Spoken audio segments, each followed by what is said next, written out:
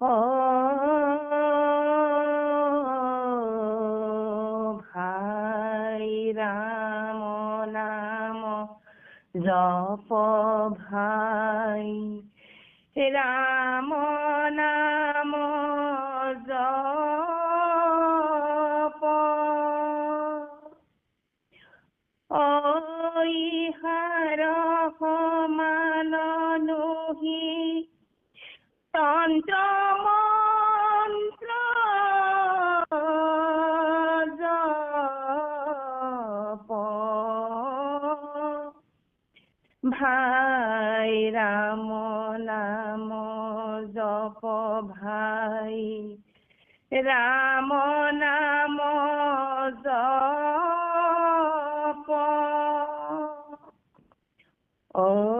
ইহার সমান নুহি তন্ত্র মন্ত্র জপ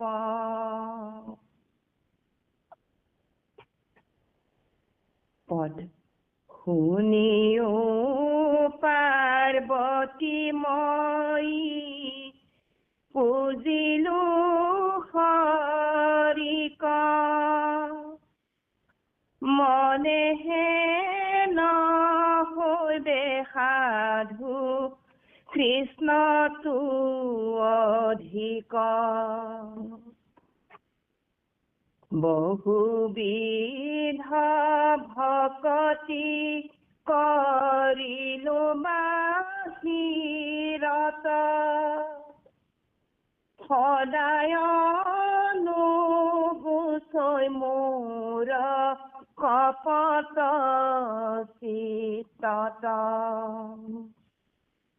কহিলো পাৰ্বতী হৃদয়ৰ কথা ভাঙ্গি নুগুচিল সংকাৰ মাধৱ লাগি যদ্যপি কৰিলো মই কপট ভকতি তথাপি তুষ্ট ভৈলা ত্ৰিজগতপতি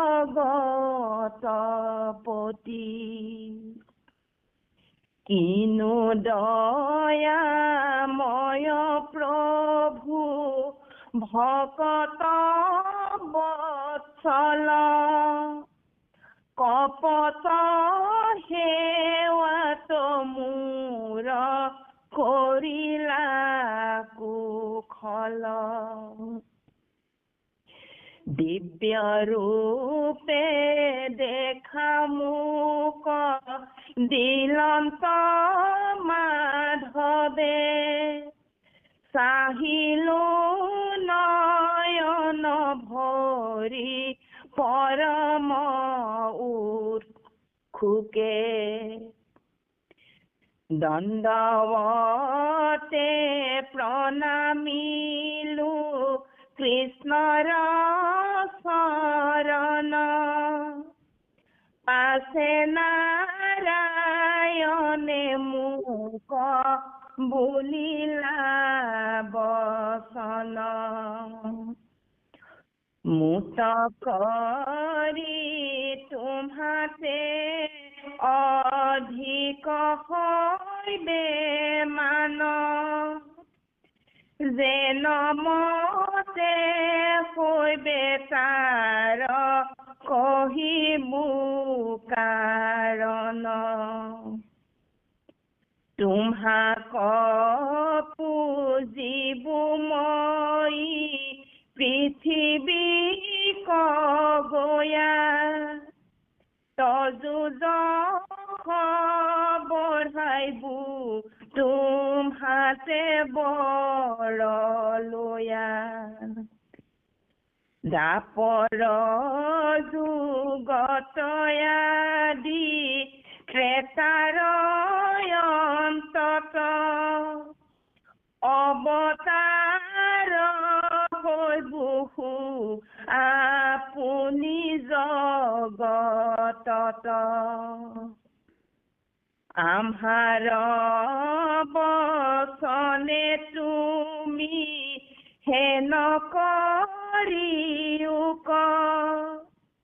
শাস্ত্ৰ কৰি মনুষ্যৰ লোভ বঢ়ায়ো আগমত দেখায়ো সংসাৰৰ সুখ তাক দেখি যেন আমহাত বিমুখ আমহাৰ ভকতি পন্থ হবে হওক সন আন দেৱ পূজাত হবাৰো হওক মন আগম দেখায়া কৰা আমহাক গুপুত তেবেশে প্ৰজাৰ পুষ্টি খবে বহুত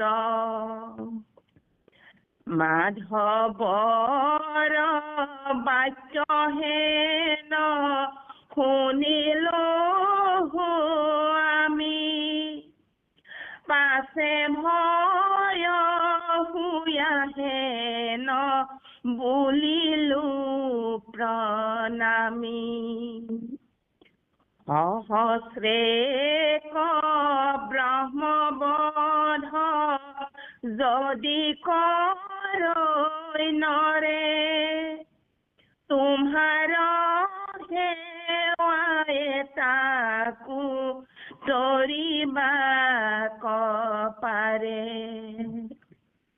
যদি বা তোমাক প্ৰভু কৰে অহংকাৰ সিটো পাত কৰয়াবে নেদেখো নিস্তাৰ শতকোটি কল্প মানে নৰকত তপস্যৈ কদাচিতো সিটো মহাপাতক নুগুচৈ কি কৰি পবিত্ৰময়ী হৈব নাৰায়ণ সেই উপদেশ দিয়া পাতক নাখন যদিহে ন তোমাক আগমে কৰো চন তেৱে মোৰ হুইবে পাতকয় মোচন মাধৱে বুলন্ত শুনা শংকৰ সম্প্ৰতি মোৰ নাম লৈলে পাপ যাদে অধোগতি সহস্ৰে নামে মোৰ পাতক তৰিবা সবাতো অধিক তুমি মোৰ প্ৰিয় হৈবা কৰৈ মোৰ নামে তিনি লোকক পবিত্ৰ মুকুতি পদক দেই আতকো ন পবিত্ৰ মোৰ নাম লৈলে মোৰ চৰণ পাৱে পৰম ঐশ্বৰ্য দেও যাক জীৱা ভাৱে জানিবা শংকৰ মোৰ বাক্যনো মিছা মোৰ নাম লৈলে পাইবা মনে যেন ইচ্ছা সহস্ৰে নাম পাছে আম্হাৰ আগত কহিলা সকলে হৰি কৰিয়া বেকত শুনিলো প্ৰভুৰ মুখে সহস্ৰে নাম ধৰিলো নিশ্চয় কৰি পূৰ্ণ ভৈল কাম সেই সহস্ৰে নাম জপু মহি মনে কহিলো ৰহস্য তুমি ভাজ্যাৰ কাৰণে ৰত্নাকৰ কন্দলি কহিলো যে নহাৰ ৰাম নাম বিনা নাই সংসাৰ নিস্তাৰ জানিয়া যতনে মাধৱৰ নাম ধৰা ৰাম নাম ভাবিয়া সংসাৰ সুখে তৰা কৃষ্ণ দেৱতা আজি কৰা বিচাৰিলো মাধৱ মাধৱ কৃষ্ণ কৃষ্ণ কৃষ্ণ মহাকৃষ্ণ পৰম শ্ৰদ্ধাৰ শ্ৰীমন্ত শংকৰদেৱ নামামৃত সন্ধানী সত্ৰৰ সত্ৰীয়া সমস্ত আপোনাৰ সন্ত মহন্ত প্ৰভুৰ একান্ত সেৱক আপোনাৰ মহাজন মহাভাগৱত আমাৰ পিতৃ নদী গোলাঘাটলৈ যাবলগীয়া হোৱাৰ কাৰণে আজি মহাধম মহা এই জ্ঞানীয়ে এই কীৰ্তন জনাৰ কিছু অৰ্থ আমাৰ সীমিত জ্ঞানেৰ ঢুকি পোৱাখিনিকে আপোনালোকলৈ আগবঢ়াম। আমি য'তে আছে তালৈকে মনেৰে আমি শ্ৰদ্ধাই ভক্তিভাৱ সেৱা নিবেদন জনাইছো, দেউতাৰ আশীৰ্বাদ বিচাৰি। আৰু আপোনাৰ সন্ত মহন্ত সবাৰ চৰণলৈ ভক্তিভাৱ সেৱা নিবেদন জনাইছো। আমাৰ সেৱা নিশ্চিত চকু গ্ৰহণ কৰিব। আজি ইমান সুন্দৰকৈ কীৰ্তন কৰি আমাক আনন্দ দিয়া মাঘে এটা জিলা শিক্ষাৰ নৱনীতা বৰুৱাইলৈ ভক্তিভাৱ সেৱা নিবেদন জনালো। কৃষ্ণ কৃষ্ণ মহাকৃষ্ণ।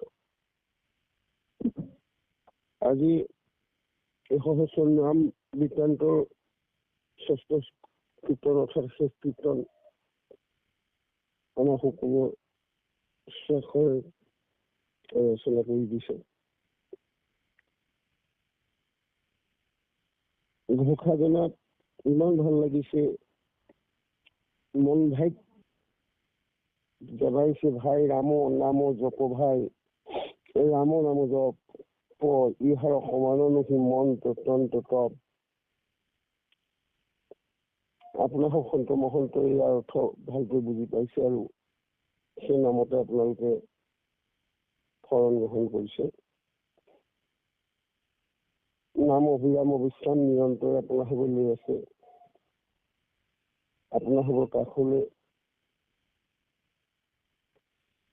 সংসাৰ কোনো তাতে আছে আমনি কৰিব নোৱাৰে।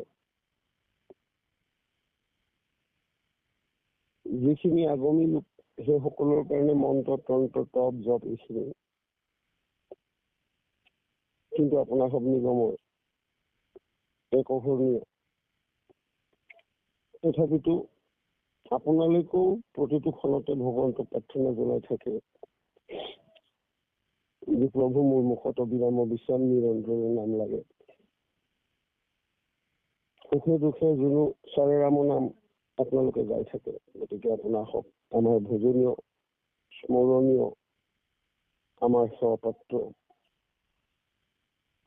বা যেটি নহওক, এই সহস্ৰ নাম বৃত্তান্তটো ইতিমধ্যে আমাৰ 5 জনৰ কীৰ্তন পাৰ হৈ গল। কৈলাশপতি শিৱই প্ৰিয় ভাৰ্যা পাৰ্বতীক কেনেকুৱা অৱস্থাত এই কথাখিনি কবলগীয়া হল, দেউতাই বৰ ধুনীয়াকৈ আগত বৰ্ণনা কৰি আহিছে। আমি পুনৰাবৃত্তি তাক কৰিবলৈ নাযাওঁ। এতিয়া এই পদৰ অংশটিৰ পৰা আমি আলোচনা কৰিম। এতিয়া কৈলাশপতি শিৱই তেওঁৰ প্ৰিয় ভাৰ্যা অতিকৈ ভাৰ্যাক উদ্দেশ্যি কথাখিনি কৈ আছে। এতিয়া কৈছে, শুনি পাৰ্বতী মই পুজি উলো হৰি, মনে চেন শৈৰে সাধু কৃষ্ণটো অধিক। মোৰ ডাঙৰ ভুল হৈ গল পাৰ্বতী, মই কৃষ্ণক পুজিলো, হৰিক পুজিলো, আৰু মোৰ মনলৈ এটা ভাৱ আহিল মই ঠিক কৃষ্ণতকৈ অধিক কেনেকৈ হব পাৰো। ভগৱানতকৈ অধিক হবৰ কাৰণে মোৰ মনে আকাংক্ষা কৰিলে, আৰু সেই উদ্দেশ্যে মই বহুবিধ ভকতি কৰিলো বাহিৰত, সদায় নুগুচে মোৰ কপট চিত্তত। মই ভগৱন্ত কৃষ্ণৰ চৰণত বহুবিধ ভকতি কৰিলো বাহিৰত, মনে মনেতো মই নাম জপ কৰিয়ে থাকো। কাৰণ সেই অৱস্থাত আপোনালোকে সকলোৱে জানে নাম গুপুত কৰা আছে। সেইকাৰণে দেখুৱাই নাম ল'ব নোৱাৰে। সেইকাৰণে পাৰ্বতীক কৈ আছে যে বহুবিধ ভকতি কৰিলো বাহিৰত, প্ৰভুৱে ভাল পোৱা কাম কিছুমান মই কৰিলো বাহিৰত, আৰু মনত মোৰ এটাই, মই কৃষ্ণতকৈ কেনেকৈ অধিক হব পাৰো, পাৱাৰফুল, শক্তি মোৰ বেছি হয়। সমস্ত জগতে মোক কেনেকৈ সেৱা পূজা কৰে, মই সেৱা পূজা কেনেকৈ পাওঁ, সেই আশাৰে মই সদায় তেওঁক ভকতি কৰিলো। সেইকাৰণে সদায় নুগুচে মোৰ মনত কপট চিত্তত, মোৰ সেইকাৰণে চিত্তত কপট ভাৱটো নুগুচা হল। ভিতৰি ভিতৰি মই কৃষ্ণতকৈ অধিক হবৰ কাৰণে ভাবি থাকো, চিন্তা কৰি থাকো। আমাক বৰ ধুনীয়া ধুনীয়া ইয়াৰ পৰা সাৱধান হবৰ কাৰণে কিছু কথা কৈ আছে। আকৌ কৈছে, কহিলো পাৰ্বতী হৃদয়ৰ কথা ভাঙি, নগুচিল অহংকাৰ মাধৱক লাগি।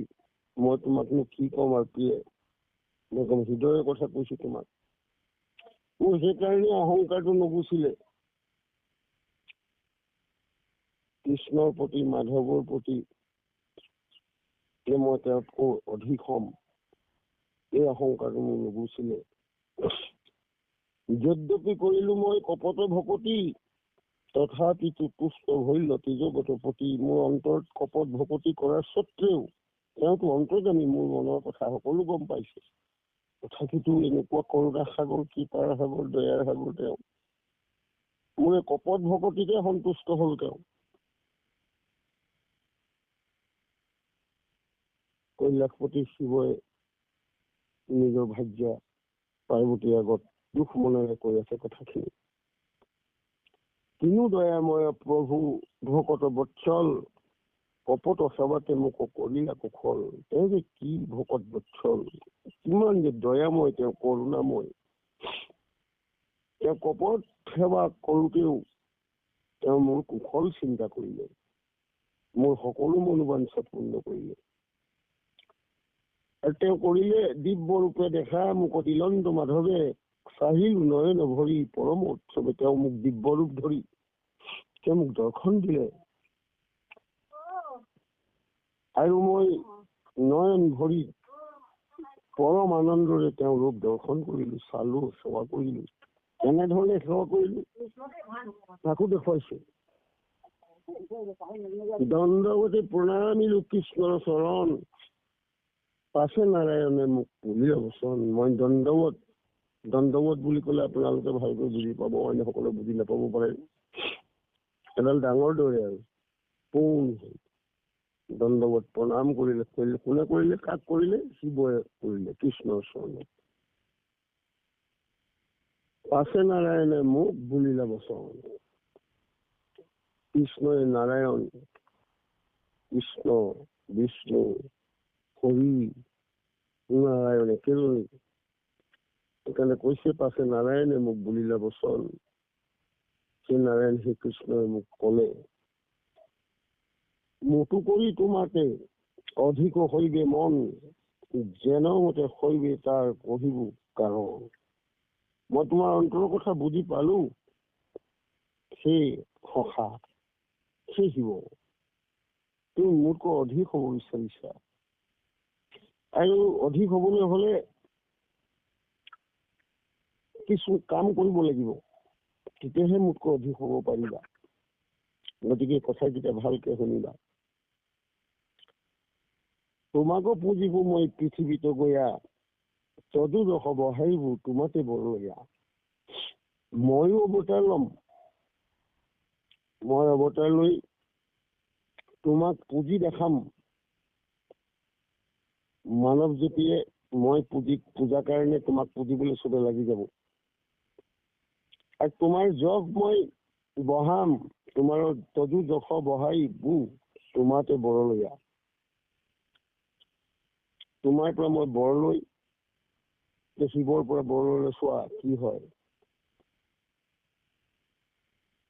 মই যশ বহাম তোমাৰ, নাৰায়ণে কৈ আছে শিৱৰ আগত। দাপৰ যুগত আদি ত্ৰেতাৰ অন্তত অৱতাৰ হবহু আপুনি জগতত। দাপৰ আদি, দাপৰ আৰম্ভণি, ত্ৰেতাৰ শেষত মই অৱতাৰ লম। আমাৰ বচনে তুমি হেন কৰি ক, শাস্ত্ৰ কৰি মনুষ্যৰ লোভ বহাই ক। তুমি মোৰ উপৰি শুনা শিৱ, শাস্ত্ৰ ৰচনা কৰা আৰু মনুষ্যৰ লোভ বহোৱাত লাগি যোৱা। সেই শাস্ত্ৰত লেখা এইবিলাক বলি বিধান দেখুৱাই দিবা, তোমাৰ নামত বলি হব, কিন্তু তাৰ বাকী অংশ তেওঁলোকে খাবলৈ পাব, লোভ বাঢ়িব। আগমতো দেখাই উপসংসাৰ সুখ, তাকো দেখি হুৱে যেন আমাতো বিমুখ। আগমত তুমি সংসাৰৰ সুখ বিলাক ৰচনা কৰিবা, দেখুৱাবা লিপিবদ্ধ কৰি। আৰু সেইবিলাকত যেতিয়া মানুহবিলাক লাগি যাব, মোৰ প্ৰতি বিমুখ হব। আৰু মোৰ প্ৰতি বিমুখ হলে কি কি হব, ইয়াৰ পিছৰ অংশটোত কব। গতিকে কৈলাশপতি শিৱৰ মনোবাঞ্ছা পূৰ্ণ কৰিবলৈ যাওঁতেই গৈ পেলানি গোটেই মানৱ জাতিক কেনেকৈ নষ্ট কৰিব পাৰি তাৰ পৰিকল্পনা কৰি আছে কৃষ্ণ আৰু শিৱই। এইবাৰ আমি বুজিলো, আৰু যিসকলে এতিয়াও বুজা নাই সেইসকলকো ভগৱন্তই কৃপা কৰক বুলিহে ভাবিছো। কিমান ডাঙৰ পৰিকল্পনা, কৃষ্ণ শিৱই অকলশৰীয়াকে পাতি আছে কথাখিনি, আৰু এই কথাখিনিকে শিৱই এতিয়া পাৰ্বতী আগত কৈ আছে। আমাৰ ভকতি পন্থ সবে হও প্ৰচন্ন, আন দেৱ পূজাতো সবাৰে হও কমন। কৃষ্ণই কৈছে মোৰ ভকতি পন্থত চন্ন হোৱাকৈ ৰচনা কৰিবা, আৰু আনৰ দেৱৰ পূজাত যেন সকলোৰে মন বাঢ়ি যায়, অন্য দেৱতাবিলাকক পূজাৰ বিধান দিবা।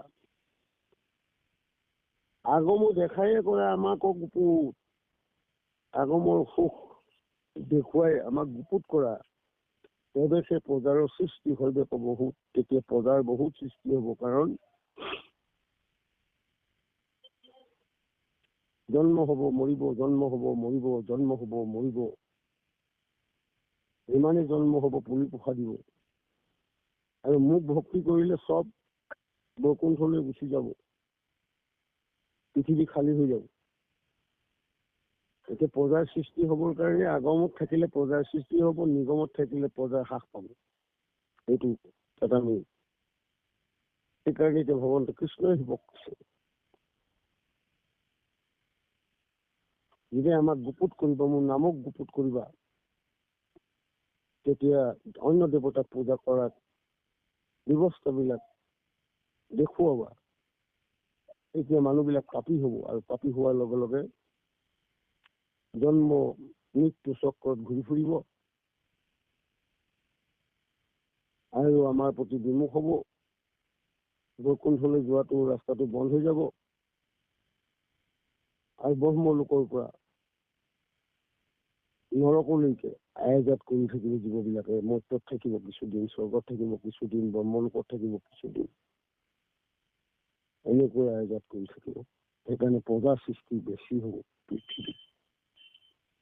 কি ধুনীয়া গোটেই কথাবোৰ আমি বুজি পোৱাকৈ ইয়াত দি থৈ গৈছে।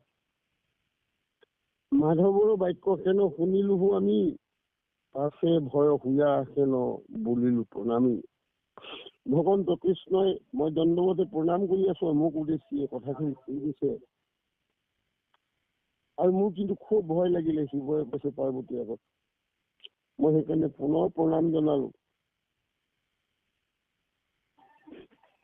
সহস্ৰেক ব্ৰহ্মবোধ যদি কৰে নৰে, তোমাৰ সেৱাতে তাকো কৰিবাক পাৰে।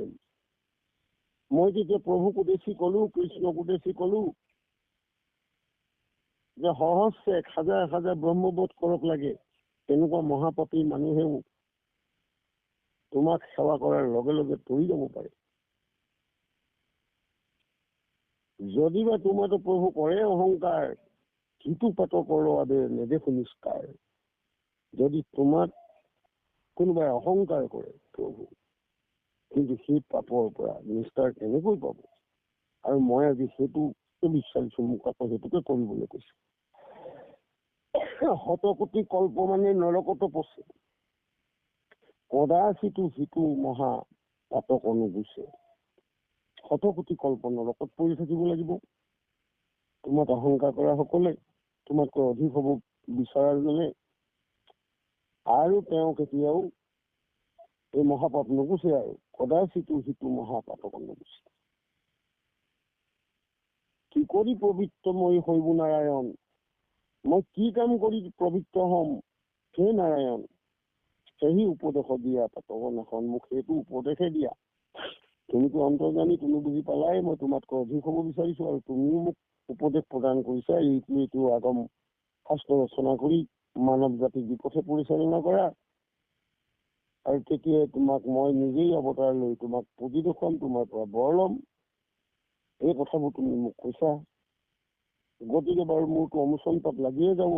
গতিকে ইয়াত কেনেকৈ মই নাশন কৰিব পাৰো, সেই উপদেশটো প্ৰভু তুমি দিয়া বুলি দণ্ডৱতে পুনৰ প্ৰণাম জনাইছে শিৱই কৃষ্ণক। আৰু পাৰ্বতী আগতে কথাখিনি কৈ আছে, যদি হেন তোমাক আগমে কৰো চন্ন, তেবে মোৰ অসদে পাতক অনুচন।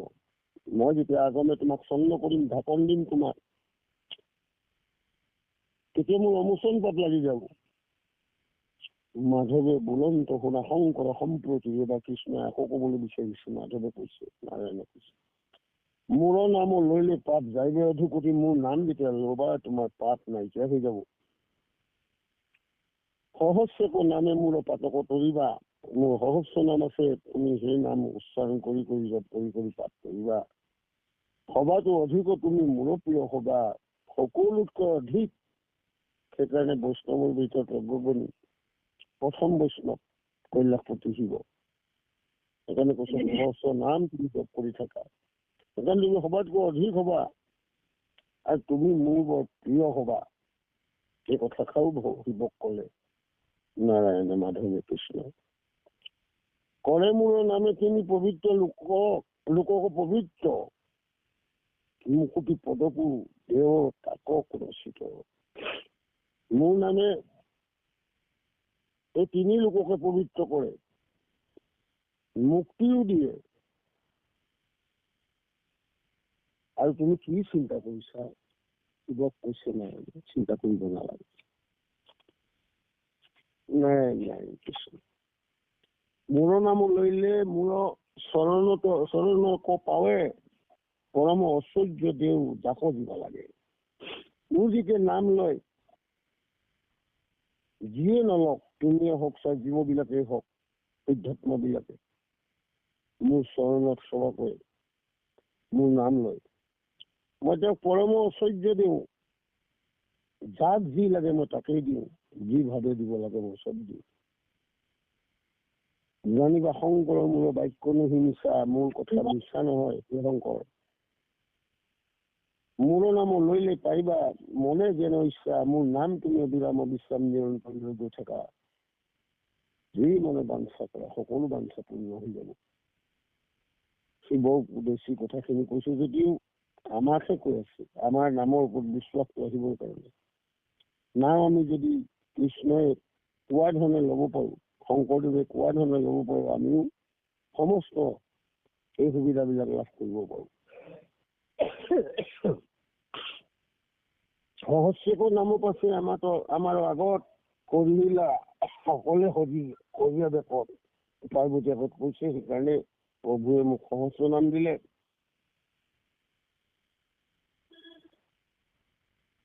কৈলাশপতি শিৱৰ আগত ভগৱন্ত কৃষ্ণই সহস্ৰ নাম প্ৰদান কৰিলে। শুনিলো প্ৰভুৰ মুখে সহস্ৰেকৰ নাম, ধৰিলো নিশ্চয় কৰি পূৰ্ণ ভইলা কাম। আৰু প্ৰভুৰ মুখেদি সহস্ৰ নাম শ্ৰৱণ কৰিলো, শুনিলো, আৰু মই ধৰিলো, নিশ্চয় কৰিলো, আৰু মোৰ মনৰ কামনা পূৰ্ণ হল। সেই সহস্ৰেকৰ নাম জপো আমি মনে, পঢ়িলো ৰহস্য তুমি ভাগ্যৰ কাৰণে। সেই কৈলাশৰ শিখৰত মই হাজাৰ হাজাৰ বছৰ চকু কাণ মুদি সেই সহস্ৰ নামকে মই জপ কৰি থাকো। মই তোমাকো পাহৰি যাওঁ প্ৰভুৰ নাম লওঁতে লওঁতে লওঁতে লওঁতে। এতিয়া তুমি মোক প্ৰিয় ভাগ্য হিচাপে সুধিলা, তোমাক মই বৰ ভাল পাওঁ, সেইকাৰণে তোমাক মই কথাখিনি কলো। তুমি ভাগ্য হোৱাৰ কাৰণে, প্ৰিয় হোৱাৰ কাৰণে মই অতিকৈ তোমাক ভাল পাওঁ। সেইকাৰণে মই তোমাক নামৰ মহিমাখিনি কথা কলো। আৰু মই কেলেনো কৈলাশৰ বহি হাজাৰ হাজাৰ বছৰ তপস্যা কৰি থাকো, কাক চিন্তা কৰি থাকো, তুমিয়ে সুধিছিলা। মোৰ ভজনীয় দেৱতা হৰি কৃষ্ণ নাৰায়ণ। তাকে ৰত্নাকৰ কন্দলীয়ে শেষত কৈছে, ৰত্নাকৰ কন্দলী কহিলা হেন হায়, ৰাম নাম বিনা নাই সংসাৰ নিষ্ঠাৰ। ৰাম নামৰ বাবে আৰু সংসাৰখন অতিক্ৰম কৰা, সংসাৰৰ পৰা নিষ্ঠাৰ পোৱা আৰু বেলেগ উপায় নাই। জানিবা যতনে মাধৱৰ নাম ধাৰি, ৰাম নাম ভাবি সংসাৰৰ সুখে পায়। গতিকে ৰাম নাম প্ৰতিটো ভাবিবও লাগিব, যত্ন কৰি নাম ল'ব লাগিব, তেতিয়া সংসাৰ সুখে কৰিব পাৰিব। এইবুলি অনন্ত কন্দলী ৰত্নাকৰ কন্দলী পঢ়িলে। বাৰু যেতি নহওক মাধৱ মাধৱ কৃষ্ণ কৃষ্ণ মহাকৃষ্ণ, আপোনাৰ সন্ত মহন্ত প্ৰভু একান্ত সেৱক সুবিধা, আপোনাৰ হবে নামৰ ভকত, আপোনালোকে নাম জপ কৰি থাকে 24 ঘণ্টা খাওঁ প্ৰভু। তাতে আমি ফ্ৰী হলো, আমি নামৰ ঢাকন খুলিয়ে দিলেহি আমাৰ গুৰুজনে। গতিকে আমি স্বকণ্ঠে যেতিয়াই তেতিয়াই নাম জপ কৰিব পৰা হলো। যে কোনো কাম কৰিবলৈ যাওঁতেও নাম জপ কৰিব পাৰি, অসুস্থতো দুখ নাই। বাথৰুমত সোমাতো নাম লৈ থাকিব পাৰি, কিমান সুবিধা কৰি দিলে। গা পা ধুবলৈ লাগে, নাম লবলৈ নীতি নিয়ম নাই নাম লোৱা। হৰিনাম কীৰ্তনত নাহিকাল স্থান পাত্ৰ, নিয়ম সংযমৰ সুবিধি আমাক কিমান সুবিধা দিলে। আৰু ইমান সুবিধাবিলাক পাই যদি এইবাৰ আমি কৰিব নোৱাৰো, তাতোতকৈ আৰু দুখৰ ভাগি নহব। গতিকে সেই প্ৰভুসকল, আপোনালোক সন্ত মহন্ত, আপোনালোক গুণী জ্ঞানী সকলোৱে বুজি পাইছে নামৰ মহিমাৰ সম্পৰ্কে। আৰু এতিয়া আপোনাৰ মোৰ সহস্ৰ নাম বিতান্ত শ্ৰৱণ কৰাৰ পাছত আমাৰ আৰু বিশ্বাস হৈছে প্ৰভু নামৰ ওপৰত, আৰু আখৰ উৎপাদিত কৰিব এতিয়া আমাৰ মুখত নাম। প্ৰভুৰ পৰা কৃপা বিচাৰিছো, আপোনালোকৰ আশীৰ্বাদ বিচাৰিছো। গীত হিচাপে যেন আমি প্ৰতিটো ক্ষণতে নাম জপ কৰি গাই থাকিব পাৰো আৰু আমাৰ সকলো মনোবাঞ্ছা এটা এটা কৰি ভকতে পূৰ্ণ কৰি গৈয়ে আছে। আমাক যেনেকৈ ইয়াত শিৱ পাৰ্বতী আগত কলে যে ঐশ্বৰ্য দিয়ে ভগৱন্তে, দিবলৈ আৰু বাকী নাথাকে আৰু কোনজনক দিয়ে? মূৰৰ নাম লৈলে মূৰৰ চৰণক ক পাৱে, মোৰ নাম লোৱাৰ লগে লগে মোৰ চৰণ পাবই আৰু বৈকুণ্ঠ পাবই, চিন্তা কৰিব নালাগে। আৰু মই ঐশ্বৰ্য দিওঁ, পৰম ঐশ্বৰ্য দিওঁ, জাক দিবা লাগে, যাক যি লাগে মই তাকে। ইমান কথা ভগৱন্ত কৃষ্ণ শিৱৰ আগত কোৱা কথাকেইটা আমি নিশ্চিত, যদি শিৱই নিশ্চিত কৰি ললে আমি নিশ্চিত কৰি ল'ব পাৰো যে আমাক প্ৰভু যি দিয়ক নিদিয়ক আমাৰ প্ৰয়োজন নাই, আমি নাম লৈ গৈ থাকো, নাম লোৱা আমাৰ কাম, কৃপা কৰা প্ৰভুৰ কাম। যদি নাম লোৱাৰ পাছতো যদি কৃপা নকৰে তেতিয়াহে প্ৰভুক দেখিব পাৰি। নামটো আমি লোৱা নাই, বিশেষভাৱে মই নিজকে কওঁ মোৰ নাম লোৱা হোৱাই নাই।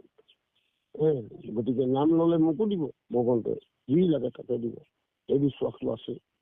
আৰু যি অকমান লৈছো তাতে বহুত দিছে, কণ্ট্ৰল কৰিব নোৱাৰাকে দি দিছে। আৰুনো কেলে আৰু মাধৱ মাধৱ নামৰ অনন্ত মহিমা আছে। আইবাসকল আপোনালোকলৈ ভক্তি ভৰা সেৱা নিবেদন জনালো। আমাৰো কিবা সৌভাগ্য দেউতাৰ গোলাঘাটলৈ যোৱাৰ কাৰণে এই শেষৰ সহস্ৰনাম বিতান্ত কীৰ্তন জনাই পুনৰ আমি অকমান আমাৰ হৃদয়ৰ ভাৱবিলাক আপোনালোকৰ আগত প্ৰকাশ কৰি পৰম আনন্দ নিজেই আনন্দ অনুভৱ কৰিছো। কাৰণ নাম বৰ বেছি ভাল পাওঁ, মহাকৃষ্ণৰ নাম সততে উচ্চাৰণ কৰি থাকো। কৃষ্ণ কৃষ্ণ মহাকৃষ্ণ, কৃষ্ণ কৃষ্ণ হৰি হৰি ৰাম, নাৰায়ণ নমো নাৰায়ণ, বাসুদেৱ মাধৱ মাধৱ, শ্ৰীৰাম। গতিকে এই নামবিলাক যেন আখৈ ফুৰা দি ফুৰে তাৰে আশীৰ্বাদ বিচাৰিলো। আৰু শেষত সকলোলৈকে প্ৰণাম জনাই মোৰ শ্ৰদ্ধাৰ ভক্তি মাতৃ নৱনীতা বৰুৱাই দোহাই দিবৰ কাৰণে সেৱা ধৰিলো। কৃষ্ণ কৃষ্ণ কৃষ্ণ মহাকৃষ্ণ। আৰু এই আমাৰ সীমিত জ্ঞানে ঢুকি পোৱা কথাখিনি কবলৈ যাওঁতে সময় পৰা অপৰাধৰ ক্ষমা বিচাৰিলো। কোটি কোটি ঘূৰ অপৰাধীতে কৰুমৰ দুৰাশয়, সেই হৰিমুখ দাসৰ নামানি ক্ষমী কৃপাময়, ক্ষমী কৃপাময়, কৃষ্ণ কৃষ্ণ কৃষ্ণ মহাকৃষ্ণ। আপুনি কৃষ্ণ কৃষ্ণ বহুত কৃষ্ণ। ৰত্নাকৰ কন্দলি কহিলা যেন সাৰ, ৰাম নাম বিনা নাই সংসাৰ নিচাৰ, জানিয়া যতনে মাধৱৰ নাম ধৰা, ৰাম নাম ভাবিয়া সংসাৰ সুখে তৰা, হৰি ৰাম ৰাম ৰাম, জয় ৰাম জয় নাৰায়ণ, জয় কৃষ্ণ, জয় জগৎগুৰু শ্ৰীমন্ত শংকৰ, কৃষ্ণ হৰি ৰাম, অপৰাধ বিনাশন, তজু নাম নাৰায়ণ, জানি নামে পখিলো শৰণে, আন গতি নাহিকে মৰণে, অপৰাধ ক্ষমা কৰি তুমি দয়াশীল হৰি, মোক ৰক্ষা কৰিও চৰণে, ৰাম মোক ৰক্ষা কৰিও চৰণে,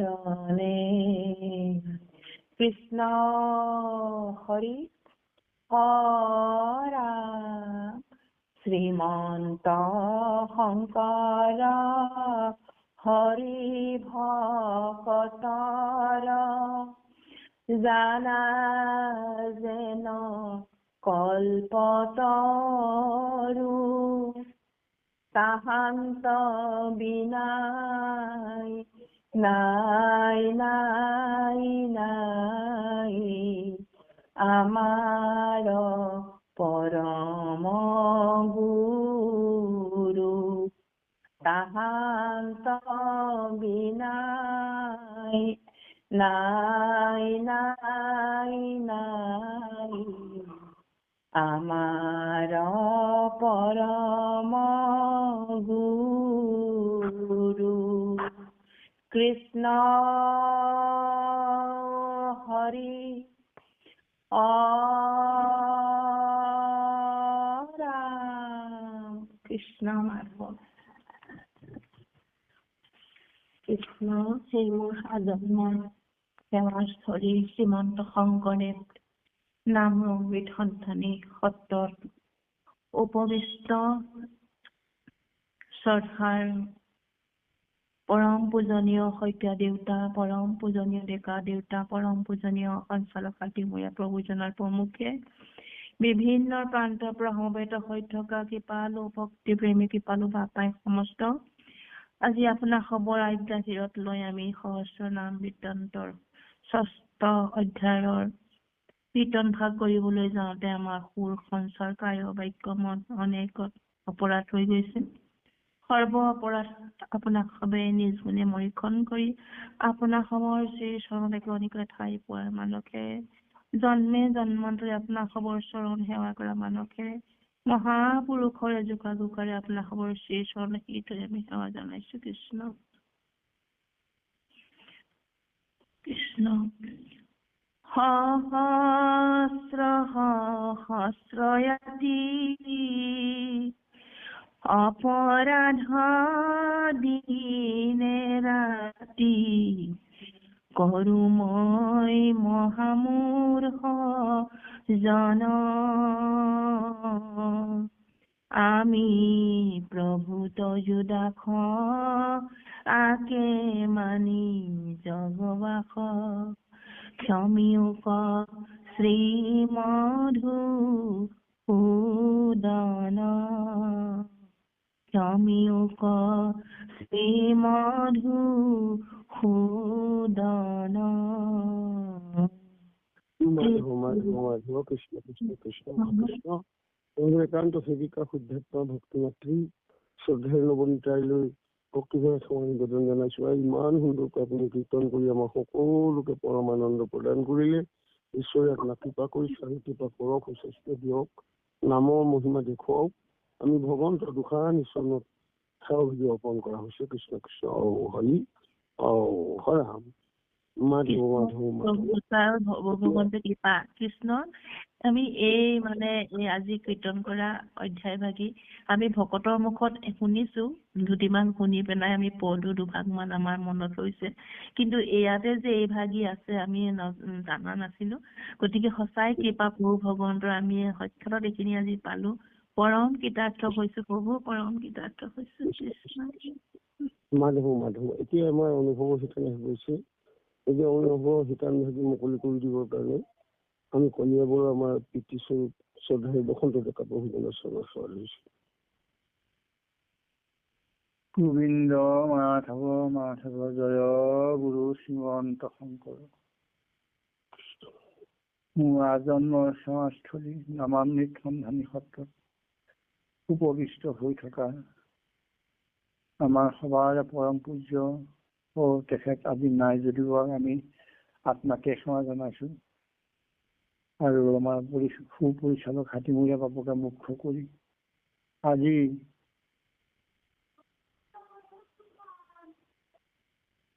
কীৰ্তন